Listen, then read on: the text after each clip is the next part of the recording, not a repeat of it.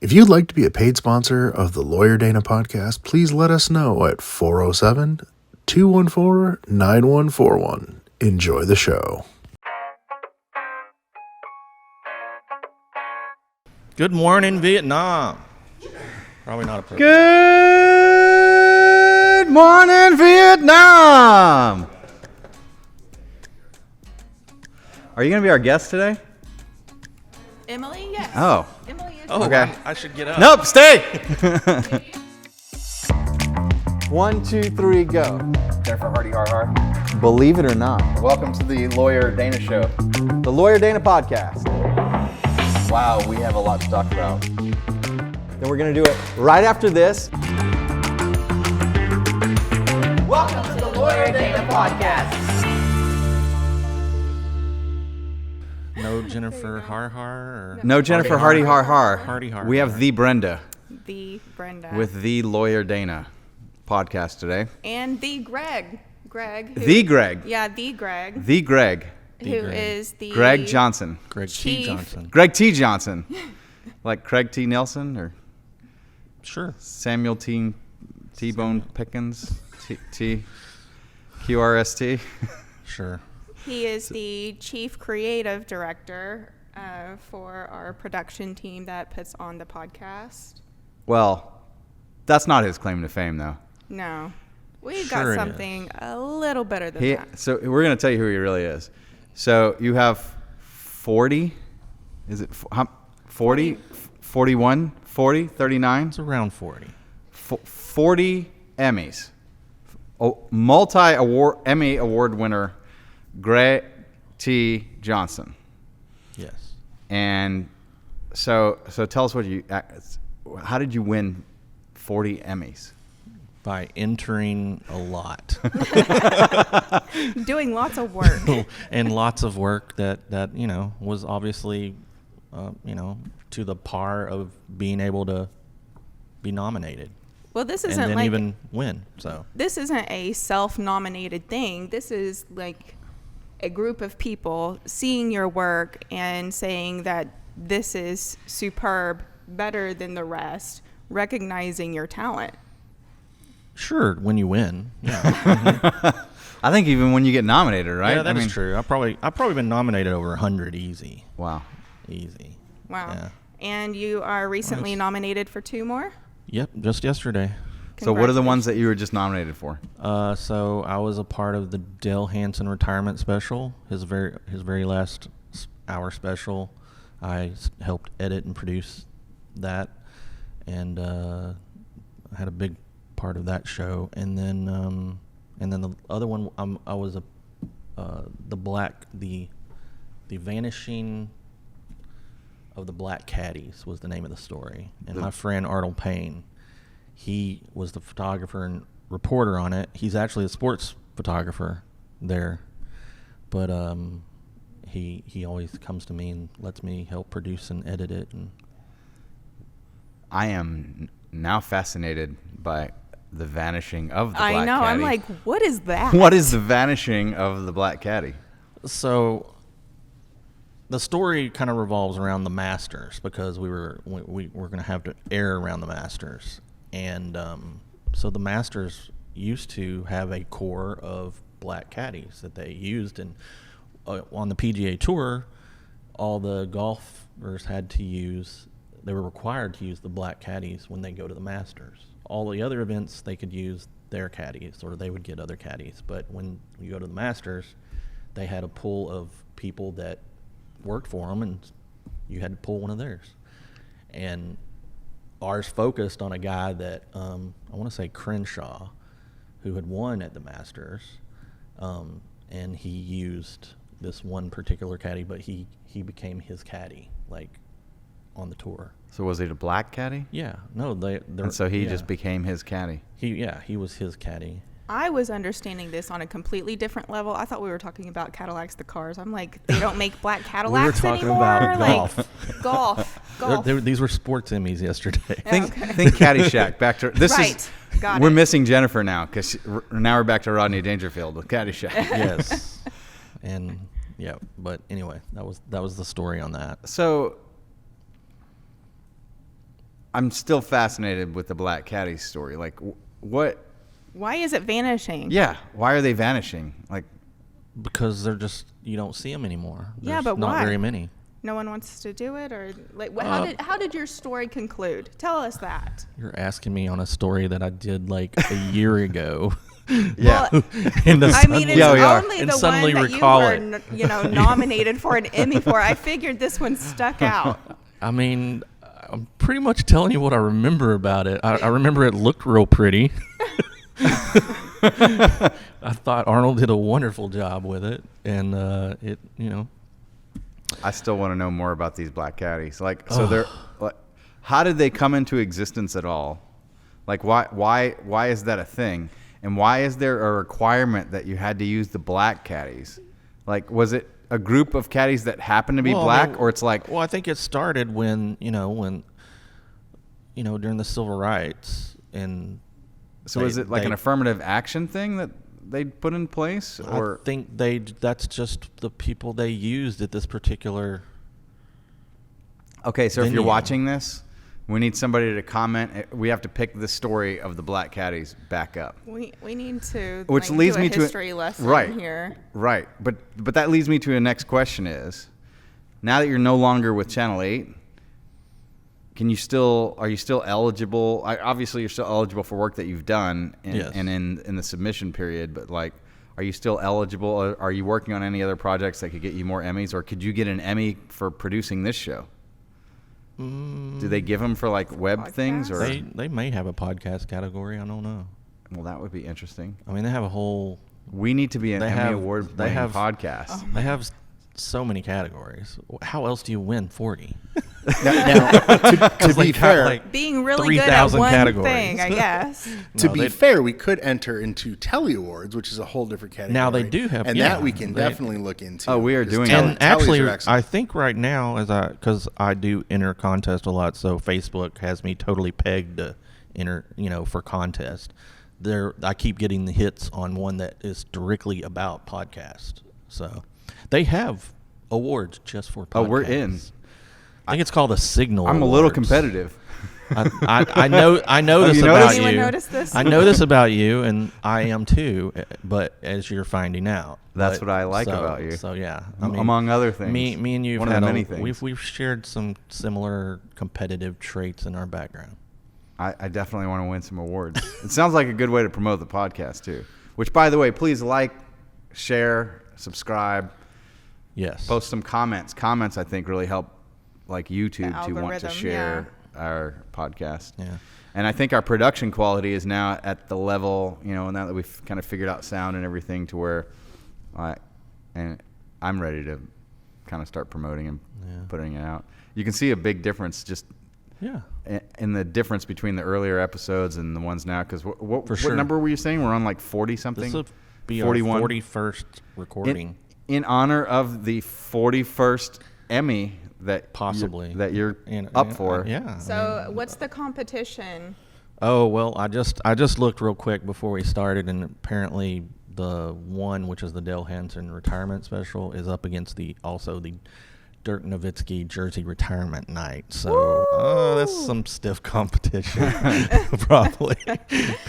Is it on content or is it on production value? It's production value. Well, you might get it then. And you never how know. can you take and there's out the definitely. bias, though? But Dale Hansen, maybe, yeah. I mean, like he's And a being his treasure last for- show, you never know. And Yeah. we You never know. we produced the heck out of it. That's for sure. We So- had Mark Cuban. He was on it. So. Mark In Cuban fact, was on Dale uh, Hansen. well, yeah, we I actually bet he had, was also on Dirk's though. yeah, I have a feeling. This is true. So Mark against Mark. How about that? Cuban on Cuban. So yeah, what we did is, Dale's usually the interviewer to the person. Well, for the retirement special, we had Cuban interviewing Dale. Oh, that's That's a cool. contender right there. So Yeah. You could win that one. So, and then we had all these other historical segments. Are there of nerds his picking it? career. Because the nerds will pick that rather than. I don't I know. don't I don't know know. who judged. I mean- Well, they sent hopefully it- this will be the coming together of both the nerds and the geeks. Very possible. Very possible. I like to represent. I like to feel like I'm a member of both the nerd and geek category, but also of the jocks, because I do some sporting stuff. Yeah. So did we talk about? Did we? Well, did you we do talk about the you fact? do- shooting. you did You've done skeet swimming. shooting. Yeah. I mean, like, yeah, we've covered. I like to be an all-around type of guy. Yeah. I was You I was definitely a have a track flavor for guy. everyone. You were a track guy. Yeah, I was a sprinter. Do you still run? Do I look like I still run? Look, I'm not going there. He You- runs if someone's chasing him. if someone's chasing him. If there's a bear behind me, Yeah, I don't have to outrun the bear. I just have to outrun you. Yeah, I'm gonna that's run. But yeah, no, I actually had a few high school records back in the day. Nice, Oh, Yeah, wow. nice. I didn't know that. What part of the world did you grow up in high school? Hillsboro. Was where? Hillsboro. Hillsboro. Yeah, it's where. Hillsboro, Texas. Yep, just south on 35. The ultimate speed trap. Yeah, that's what. Some reason people are there. That's how they know I think it. I think that was like I heard rumors that 90% of the city's revenue, despite having an outlet mall, was still done from. Yeah, but have you speeding seen tickets. that outlet mall lately? Oh, it's dead. It's got like 2 It's gone. stores. Yeah, it's because of Amazon. I actually worked in that I think mall. putting it out and Amazon, and then there was an outlet mall in Allen. Right. That one's thriving. And when that one, yeah, right. But when that one was built, nobody had the reason to drive down to Hillsboro. Right. Everyone would go to that one because it was closer. Even though, like, it's more of like they call it an outlet mall, Yeah. but it's more just a mall. Yeah. Well, it's because you got. Well, you do have the You have outlet things mall like side of off the the rack freeway, and then you and have the things like mall that. side of the freeway on the other Yeah, side. kind but of thing. That's even the what outlet makes it- mall part of it, I don't like. I'm not seeing like that it's seconds or old stuff or any of that. Like, No, you don't think They it's like seem- out of season stuff? I don't. A little bit maybe they have that stuff there, but I see like just a bunch of. I think they use those places to actually move most of the merchandise. Yeah. 'Cause And it's on the next always podcast, packed. we're taking Dana to a fashion show, and we're going to Are we? update his taste. Are we gonna actually have to do that? No. Emily's waiting for the next episode. She's like, I want to do that one. Greg will only maximum sit down for like one short episode of this thing, so we're privileged to have him. He's always here, but he never wants to be on camera. I'm surprised that you actually sat down. I'm surprised we got you. Well, I did walk away and come back. I and know. Walk away and come back. It took me like 10 minutes to convince him to do it. So, Were you rolling on that? Because that would be Yeah. fun. Were you? so one thing I wanted to say about the Emmys, because you hear the number now and it's really big, but for the longest time in the beginning part of my career, I thought I was Susan Lucci, because I was nominated and nominated and nominated and nominated and couldn't win one. Like the same people always beat me, and I was going, Well, now you're the Man. same person. So, but then when I started winning, it's like, oh, this is what it's like. so do you get to like go and accept an award? Do they? I don't know. They mail it used to. to. You, They or- used to. I mean, obviously with the pandemic and all that. Can you things bring have- some and like just set some statues up You know here? what? Actually, I've told myself multiple times that I was going to do that, and I haven't done it yet. I want to walk around with one. Because here's the thing. I just want to see one. I just want people to are I've never like- seen an award that cool. like, what do you do with them all? And I go, here's the truth. I probably have like half of them now, because I've given them away. You give your Emmys away? Yeah, I've given some to friends. I've given some to family. So and I'm in not the a later, friend because I have no Emmy, FYI. And in the later part, what I would do is if I won a story and it was about a particular person and it was some sort of inspirational deal, I handed them the Emmy. That I'm is cool. also not Okay, that's cool. inspiration. Yeah, so That's cool. yeah. Well, he hasn't won the Emmy about your story yet. But yeah, so This is I cool. probably have. We're gonna about- work on that. You know we are. in person. At my home, I probably have about 20. Wow. But Do you have a favorite? Like one that means the most to you? I mean, a story. We could that, use like, it as a paperweight and to hold the books down. I mean, if I looked As at if them the books aren't all, I holding would themselves. probably could tell you. But I mean, I would have to think back. So what are some of the other stories that you've won them for? Well, I won last year for one called the Negro Motorist Green Book. Do all of your Emmys have to do with They black have people? lately because of Are the those the world stories and that- co- and Oh, wow. and Arnold Payne. Hot topics. These are the stories that he likes to choose. We also did one on a guy. You remember the ABC Wide World of Sports? Yes. With Howard Cosell. Yeah, but do you remember the agony of defeat? Yes. You remember that moment? what was it? What in your mind do you see? What's the image you see? Oh man, I'd have to The think agony back to of like defeat. 1984 Olympics or something, right? The agony of defeat. I can only I did the story on the I forget which year. I think 25th, 30th year anniversary. Maybe it was 50. What was it? It was a ski jumper who was wiping out at the end of the ski jump. And when they finally found this clip, it became the agony of defeat, and they just, from then on, it always changed, but then once that clip happened, they used it from then on. Oh wow. And it's funny because the guy who did it, he's from Slovenia, same place Luka's from, on the Mavs. Oh yeah. And he's a hardcore Luka fan. Oh wow. But Arnold, he found this guy overseas in Slovenia and did an interview with him through a translator, and we did a piece on him. Cool. And marrying it up with, obviously Luka and the Mavs. So. Oh wow. So it was really cool. That was a really cool piece. So what are some that you thought you should have won but didn't? There has to be one of those, right? Yeah, yeah. My documentary that won a national Murrow. What documentary was it? Okay, first off, what's a national Murrow? It's 'Cause an I've heard Edward of R. that. Murrow. It's Edward the R. Murrow. Radio Television News Directors Association. They're big. It's one of the most prestigious awards So is it in bigger? television. Is it a bigger award than It's way bigger, especially than in the Emmy? national, because you get Wow. a regional, and then all the regionals are head to head for the national, and there's only one national. Wow. Period in America. It's an Oscar. Yeah, it's that's hardcore. If you get How the many of those national- have you won? One. One. Just Okay. the one. Oh wow. But you didn't win an Emmy for it. I didn't even get nominated for an Emmy for it. Ooh. Wow. Interesting. Isn't that crazy? That is crazy. And it won one of the most prestigious awards out there. So Well, what, it's still placed for you. what documentary? What documentary was it?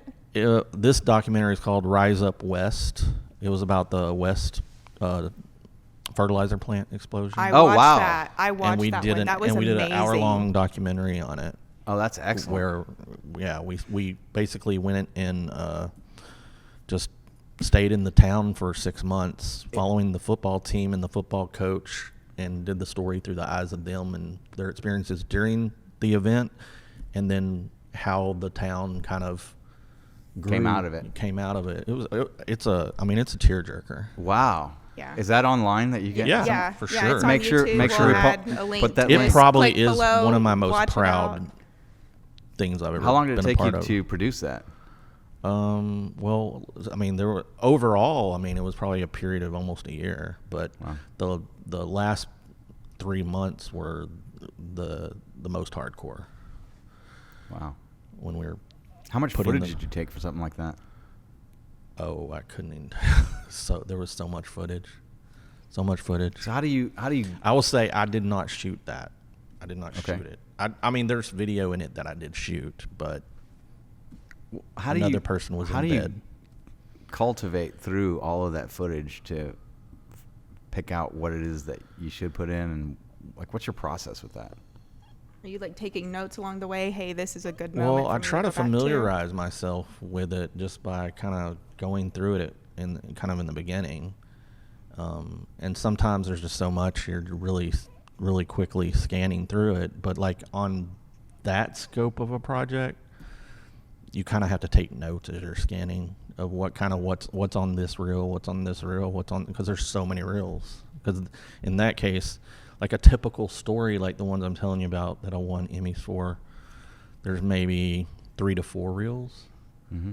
On that thing, there was probably 100 Wow. or more reels of Wow. just, we're talking 30 or more minutes a piece. Are there things in there that you wish you could have put in? Oh, for sure. Absolutely. Could have done in fact, we had a 10-hour series on that. In fact, thing. we had, and even online, there is a kind of a director's cut, and then there's the cut that made Channel 8. Wow. So the one on Channel Why 8 's wouldn't- 55 minutes, and the director's cut, I think it's an hour 7 or something. Why wouldn't they turn that into something 10 hours long, like a series? Well, they probably could or would now, but part of that, especially being in the news environment, there, it's like it just takes so many people to do something like that, and Yeah. they're torn away from doing Other things. regular news, and for them to like dedicate that number of resources for that period of time, Yeah. they kind of get, we need people to do this kind of thing. So it's hard for them to like just dedicate people for projects like that. They do it, but But it would seem like it would, sometimes. I mean, pay for itself, you know, Yeah. like. Well, you get ultimately, it something would good be like cool that. if they just had they had a whole unit. That's Yeah. all they did. Exactly. But they never. That's just not how they do it. I mean, it seems like they would get into a little bit of the Netflix game and I figure want out how to make money and produce more good content. This is where I As stop. as he looks at me. That played in the theater too, didn't it? Didn't you guys run Yes, it? we showed it on the big screen, Cool. and when we debuted it with the director's cut, not the shorter version. We played it for the town of West. Oh, wow. Like invited the community of West. You could do a whole to play, show just on that. And we went to the Farrell Center at Baylor, Yeah. the stadium, and we Yeah. played it on their jumbotron for the Wow. whole town of West. wow. And as a high school friend of mine, her son, like I needed a musician to help create an original song for it because it's a documentary. Yeah. And so I when I put out a call, and then various friends came in and said, I got someone, and then one friend said her son's in a band, kind of country band, and knowing that he would have grown up like 15 minutes away just like I did, because that was another thing about this project. It was real personal to me. Oh, yeah. Because I went to West. I learned how to drive because of West. My coach would go, let's go to West, get kolaches, and drive back. That's how I yeah. learned how to drive. So if you've never been to West for the kolaches, that's what you do in West. that is what you do. That in Westfest. And that was like that kolache store is that one right off the highway, Little right? Shake Like, Bakery. Yeah, the Little But Czech if you watch Bakery. our documentary, you'll find out about all the others. Yeah, there are other ones, aren't there? Oh, there's a lot of others. There's the lot of Village them. Bakery downtown. There's another one. I think it's closed now. They were my favorite, and Oh, wow. you knew them because they came in this very large pink box, and they were literally right behind the Little Czech Bakery on the highway. Oh, wow. But just no They one just needed really, a billboard. No one knew about them. something, yeah. But their kolaches were like humongous, Oh, with wow. lots of fruit filling versus Wow. the ones you get. Well, thanks. I'm hungry now. You can't Can we- eat any of that anyway. Just imagine Hey. it. You know what we should do? So I own CakeDelivery.com. Okay. I bought that for like $20,000, the name, and that's one of my next and upcoming projects. So you know what we should do? We should call up that bakery and see if we can figure out a way and just put it on order form at CakeDelivery.com and see if we can just deliver those kolaches from them. Like they'll print out a label, put it on, and get those kolaches delivered all over the world. I bet we could do that. Like They probably. I would think that. Let's see. that particular My one's resume big just enough expanded. already. exactly, because You- kolaches actually would ship. Yeah. Right? Yeah. You can mail they those. They freeze them. You can buy them in the freezer and all kinds of stuff too. Oh yeah. So. Yeah, because everyone seeks those out. I hear about it all the time. Oh, yeah. I've never had one actually. I've You've never had a. And I don't want to say. I've never had. Is it CakeDelivery.com that I own? As if Cake anybody's going to know. Delivery. It is Cake Delivery, right? I know. Yeah, because I bought. Yeah, We I was wondering why I didn't have any money. we just bought 2 domains earlier, and I don't even know what they were. So. I already owned BringMeACake.com, and so we'll like link it at both. Okay. And yeah, and like enter your email address there, because and so do this, like we'll get something like some basic thing, and even if it's just enter your email, we're working on the site. Y'all go there and enter your email, and then we'll do some kind of coupon for the people that enter an email before we're actually able to even do it, and like make some kind of deal on it and see like and launch that site from this. Shout out to Ariel and Gabby, my team that is going to be assigned this. I'll talk to you tonight. This is how the mind of an entrepreneur works, by the way.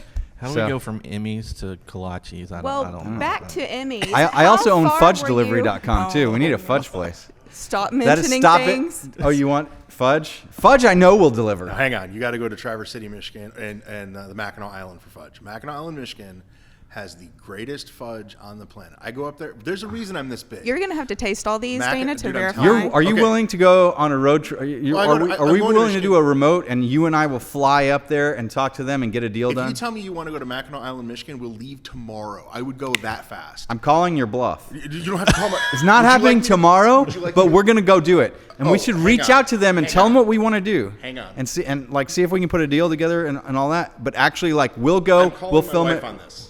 I'm putting my wife on the phone on this. Okay. Okay, I'm calling her right now. okay. I'm sorry, when you say fudge, I think it was A Christmas Story. Hey, are you awake? Just me. Hang on. Okay, hang on. You're on the podcast, so Dana just literally is trying to call my bluff on something, and I need you to tell him that it's not a bluff. He says he wants to fly to Traverse City and to Mackinac Island for fudge. Is he calling me? Am I going to bluff on this when I say let's go? No, you're not. You drop a hat and go for their fudge. Thank you. Love you. Talk to you later. Like it's not. Perfect. There's no joke on that. If you say Perfect. we're going, Are you I'm going to eat it gone. when you go? No. It's so. You're not? Okay.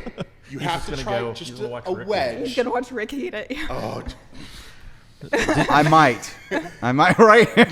Rick is like, I mean, didn't we just did a podcast where you said you learned how to appreciate? I do, yeah. Yeah. If I hear the watching description someone. of it, if I understand what it is, like I just Yeah. computer simulated it in my Yeah, mind. so- Rick, and good that's at part your of how storytelling. you've helped Yeah. lose weight. Yeah, Yeah. and it's like What do you call that? Like Discipline? mental Process. management.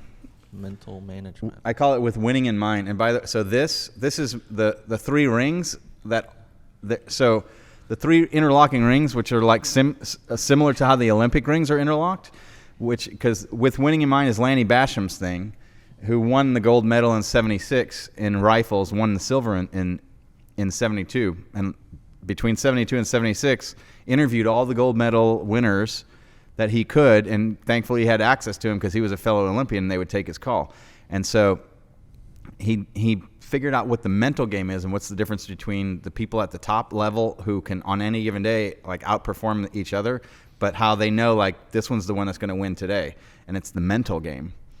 And so he named his company Mental Management, and the rings represent the three interlocking aspects of his system, which is the rehearsal, which is the first part, the action, which is where you're actually doing the action, and then the reload, he calls it, which is the after the action. So for example, in shooting, what I physically do is I physically go through the motions now. So there's a box that you stand in when you're actually doing the action, and that's the actual like shooter's position.